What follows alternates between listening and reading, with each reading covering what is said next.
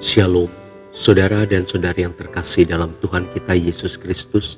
Marilah kita luangkan waktu beberapa menit untuk berkencan dengan Tuhan saat ini, agar dari hari ke hari kita semakin dekat dengan Tuhan, sehingga hidup kita semakin diberkati dan menjadi berkat. Pembacaan dari kitab Bilangan bab 12 ayat 1 sampai dengan 2. Miriam serta Harun mengatai Musa berkenaan dengan perempuan Kus yang diambilnya, sebab memang ia telah mengambil seorang perempuan Kus. Kata mereka, "Sungguhkah Tuhan berfirman dengan perantaraan Musa saja? Bukankah dengan perantaraan kita juga ia berfirman?" Dan kedengaranlah hal itu kepada Tuhan. Demikianlah sabda Tuhan, syukur kepada Allah. Saudara dan saudari yang terkasih dalam Tuhan kita Yesus Kristus, Miriam adalah seorang kakak yang baik bagi Musa. Ia tidak tega meninggalkan adiknya yang tidak berdaya itu sendirian di sungai, sehingga ia memerhatikannya dari jauh untuk memastikan bahwa adiknya akan baik-baik saja. Ia juga merupakan seorang partner kerja yang baik bagi Musa dan Harun, sekaligus pemimpin yang baik bagi umat Israel. Namun seiring berjalannya waktu, orang bisa berubah karena situasi. Demikian juga Miriam. Ia bukan lagi kakak yang baik dan penyayang bagi Musa, namun sudah berubah menjadi pemberontak. Pemberontakan yang dilakukan Miriam dan Harun terhadap Musa ini dikarenakan wanita Kus yang diperistri oleh Musa. Mereka menjadikan perkawinan Musa dengan wanita Kus itu sebagai jalan untuk melakukan pemberontakan yang sebetulnya didasari oleh iri hati.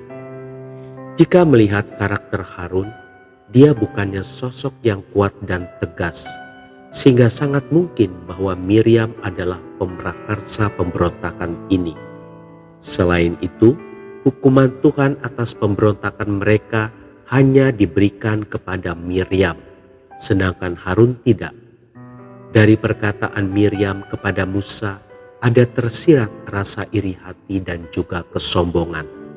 Miriam menyamakan penglihatan dan mimpi yang diberikan Tuhan kepadanya dengan pertemuan Tuhan dan Musa secara langsung. Dan ia juga sepertinya menginginkan kedudukan yang sama dengan posisi Musa. Namun Tuhan kembali menegaskan bahwa hubungan Tuhan dengan Musa jauh lebih dekat dibandingkan dengan nabi biasa. Sebab sekalipun mereka bertiga adalah pemimpin umat Israel, tetapi posisi kepemimpinan mereka berbeda. Musa adalah pemimpin mereka yang paling besar. Saudara dan saudari yang terkasih dalam Tuhan kita Yesus Kristus, iri hati adalah penyakit yang menghancurkan diri sendiri. Iri hati muncul karena ketidakpuasan terhadap apa yang kita miliki dan keinginan untuk mengambil alih milik orang lain.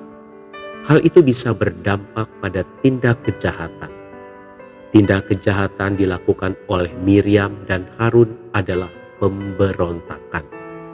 Pemberontakan itu dilakukan mereka terhadap orang kesayangan Tuhan. Ini adalah kecemburuan rohani di dalam pelayanan mereka bertiga.